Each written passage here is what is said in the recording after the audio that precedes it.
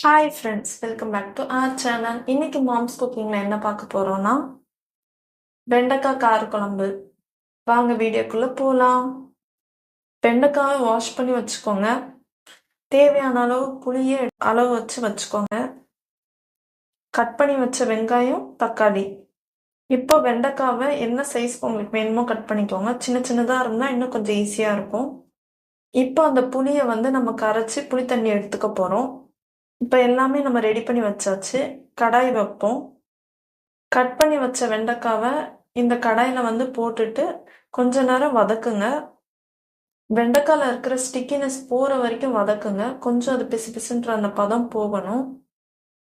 நடுவில் 1 ஸ்பூன் எண்ணெய் ஊற்றிக்கோங்க. ஊற்றிட்டு மறுபடியும் நல்லா மிக்ஸ் பண்ணி விடுங்க. இப்போ பார்த்தீங்கன்னா தெரியும், கொஞ்சம் அந்த ஸ்டிக்கினஸ் போயிடுச்சு. இப்போ நம்ம வெங்காயம் ஆட் பண்ணலாம். அந்த வெங்காயத்தையும் நல்லா மிக்ஸ் பண்ணி விடுங்க. கொஞ்ச நேரம் ஹீட் ஆகிட்டு அந்த கலர் சேஞ்ச் ஆகும் போது நம்ம கட் பண்ணி வச்ச தக்காளியை இதில் ஆட் பண்ணலாம்.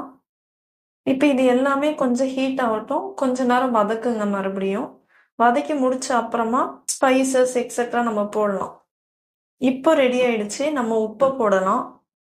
போட்டுட்டு நல்லா மிக்ஸ் பண்ணி விட்டுக்கோங்க. நெக்ஸ்ட்டு நம்ம கரைச்சி வச்ச புளி தண்ணியை ஆட் பண்ண போகிறோம். இப்போ இந்த புளி தண்ணியை ஃபுல்லாக நீங்கள் ஆட் பண்ணி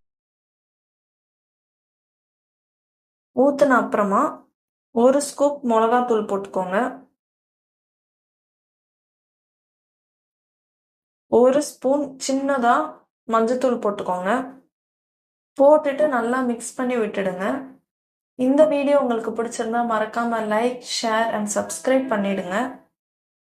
இப்போ இதெல்லாம் நீங்கள் மிக்ஸ் பண்ணி முடிச்ச அப்புறமா கொஞ்ச நேரம் பாயில் ஆகட்டும். இப்போ நல்லா பாயில் ஆயிடுச்சு.